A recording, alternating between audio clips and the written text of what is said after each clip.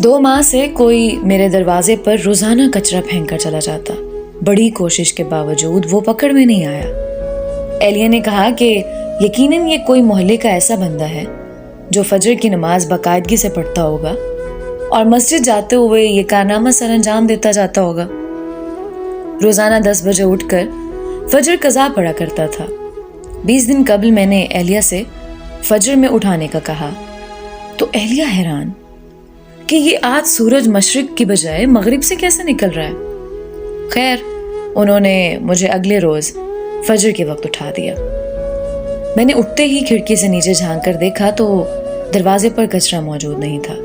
फटाफट वुजू किया, खिड़की के पास ही मुसल्ला बिछाया और 2 रकात सुन्नत खटाखट पढ़कर फिर से झांक कर देखा तो कचरा दरवाजे पर पड़ा मेरा मुंह चिढ़ा रहा था। खैर, फिर 2 रकात फर्ज पढ़कर दोबारा सो गया। अगले दिन सुन्नत के बजाय फर्ज पढ़ते ही कचरा फेंक दिया गया। 4 दिन इसी तरह गुजर गए, लेकिन कचरा फेंकने वाले को पकड़ नहीं पाया। 5वें दिन एलिया कहने लगी, माशाल्लाह अब आप फजर की नमाज पढ़ने लगे हैं तो मस्जिद में बाजमात नमाज पढ़ लिया कीजिए। बात दिल को लगी और 5वें दिन सुन्नत घर में पढ़कर जमात से 15 मिनट पहले दरवाजे पर कुर्सी लगाकर बैठ गया और मोहल्ले के नमाजी हजरात को आते देखने लगा कि किस नमाजी के हाथ में कचरे का शापर है। लेकिन अफसोस, सारे खाली हाथ दिखाई दे गए। नमाज पढ़कर आया तो दरवाजे पर कचरा मौजूद नहीं था। 1 हफ्ते मुसलसल पाबंदी से बाजमात नमाज पढ़ने के बाद मैंने एलिया से कहा, बेगम अब कचरा फेंकने वाला शायद डर गया है, जब भी कचरा नहीं फेंक रहा। अब आप मुझे फजर के वक्त नहीं उठाना। एलिया कुछ नहीं बोली।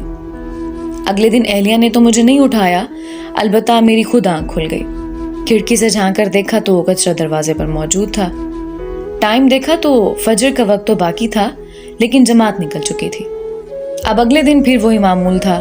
2 हफ्ते मुसलसल फजर की नमाज बाजमात पढ़ता रहा और दरवाजा साफ सुथरा मिलता रहा। 2 हफ्ते बाद अब मेरी जमात से फजर की नमाज पढ़ने की आदत हो चुकी थी और अल्हम्दुलिल्लाह मैं बाजमात फजर की नमाज पढ़ना शुरू हो गया।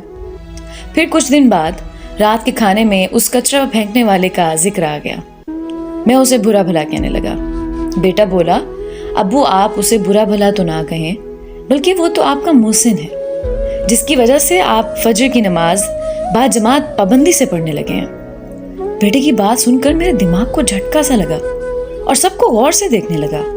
मुझे यूं अपनी तरफ देखते हुए सारे हंसने लग गए। बेटा कहने लगा कि अब्बू आपकी वो मोहसिन और कोई नहीं बल्कि अम्मी हैं, आप अम्मी का शुक्रिया अदा कीजिए।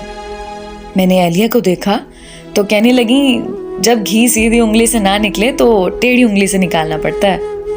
ये सबक है सब बीवियों के लिए कि वो चाहें तो अपनी औलाद के अलावा अपने खामद की भी तरबियत कर सकती हैं, हाँ अगर वो खुद तरबियत याफ्ता हों।